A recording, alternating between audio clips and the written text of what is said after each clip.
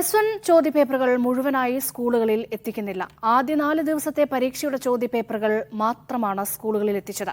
ബാക്കി പരീക്ഷയുടെ ചോദ്യപേപ്പർ രണ്ടാം ഘട്ടമായി എത്തിക്കാമെന്നാണ് ഹയർ സെക്കൻഡറി ഡയറക്ടറേറ്റ് അറിയിച്ചത്.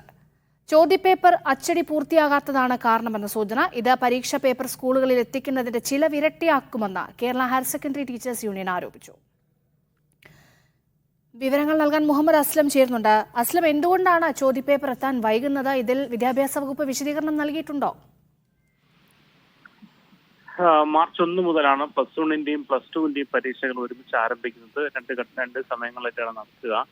അതിൽ +2ന്റെ മുഴുവൻ ചോദ്യപേപ്പറുകളും സ്കൂളുകളിലേക്ക് അയച്ചിട്ടുണ്ട്.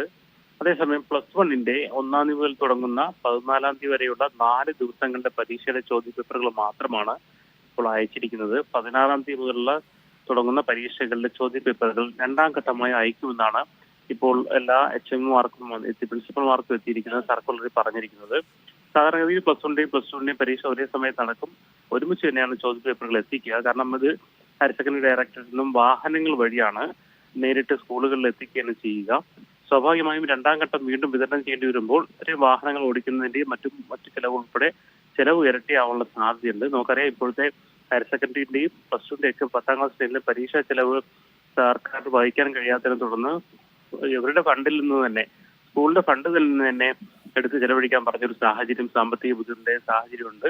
മാത്രമല്ല, കഴിഞ്ഞ ക്രിസ്മസ് പരീക്ഷയുടെ ചോദ്യപേപ്പറിൽ ആവശ്യമില്ലാത്ത ഓപ്പൺ സ്കൂളിലെ പരീക്ഷയുടെ ചോദ്യപേപ്പർ കൂടി അച്ചടിച്ച് കാരണം 30 ലക്ഷം രൂപയുടെ നഷ്ടം വിദ്യാഭ്യാസത്തിനൊക്കെ ഉണ്ടായിരുന്നു. അപ്പോൾ കൃത്യമായ കണക്കെടുക്കാതെയോ അല്ലെങ്കിൽ കൃത്യമായ സമയത്തിന് അച്ചടിക്കാതെയോ ചെയ്തതിനെ തുടർന്നാണ് ഈ സംഭവം ഉണ്ടായതെന്നാണ് പറയുന്നത്. അല്ല, ഇത് അധിക ചെലവ് വരുത്തി വെക്കുന്ന ഒരു നടപടിയാണെന്നും ഇതിനെതിരെ കൃത്യമായ നടപടി വേണമെന്നും Kerala higher secondary teachers union ആവശ്യപ്പെട്ടിട്ടുണ്ട്. എന്തായാലും പരീക്ഷാ നടത്തിപ്പ് സംബന്ധിച്ച് ഒരു വീഴ്ച കൂടി വിദ്യാഭ്യാസ വകുപ്പിന്റെ ഹയർ സെക്കൻഡറി ഡയറക്ടറുടെ ഭാഗത്തുനിന്ന് പുറത്തു വന്നിരിക്കുകയാണ്.